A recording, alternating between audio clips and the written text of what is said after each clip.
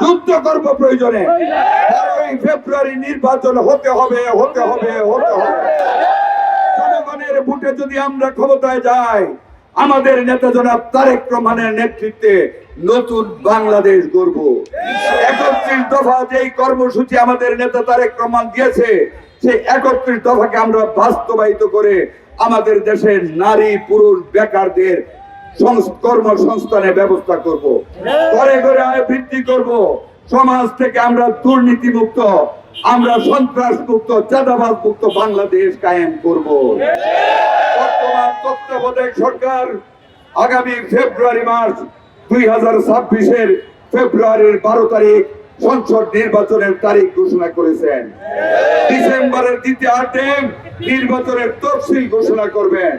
আমরা নির্বাচনের জন্য প্রস্তুত, কিন্তু ভাইয়েরা আমার, কিছু রাজনৈতিক গোষ্ঠী এই নির্বাচনকে বাধাগ্রস্ত করতে চায়। যারা জনগণ থেকে বিচ্ছিন্ন, নির্বাচন হলে 10টা সিট পাবে না, তারা বলে আনুপাতিক হার পিআর পদ্ধতি নির্বাচন। তারা চায় গণপরিষদ। পিআর কে আপনারা বুঝেন কেউ? পিআর এর নির্বাচন হলো, মনে করেন বিএনপি 40% ভোট চাইলে 300 সিট, 340-এ কত 120টা সিট পাবো পার্লামেন্ট এমপি। কোন এলাকার কারা এমপি কেউ বলতে না পারতেন না।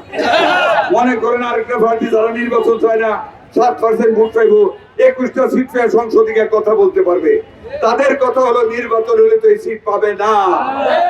অতীতে বিএনপি সাহায্যে পেয়েছে, আর পাবে না। তাই নানান তাল বাহানা, ক্ষণে বলে গণপরিষদ, ক্ষণে বলে পিআর। পিআর এর নির্বাচনে কোনোদিন স্টেবল গভর্নমেন্ট হতে পারে না, সমাজের উন্নতি হতে পারে না। এটা ভুয়া, বলেন ভুয়া।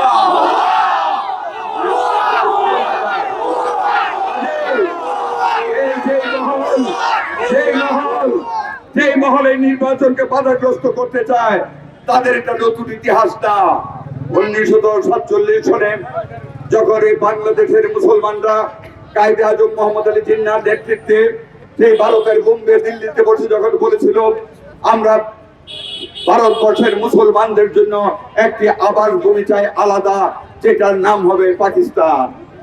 জওহরলাল নেহেরু সেদিন জিন্নাহকে বলেছিল, mister Jinnah, how we will claim a separate land for the Muslims in each and every villages there are Hindus and Muslims.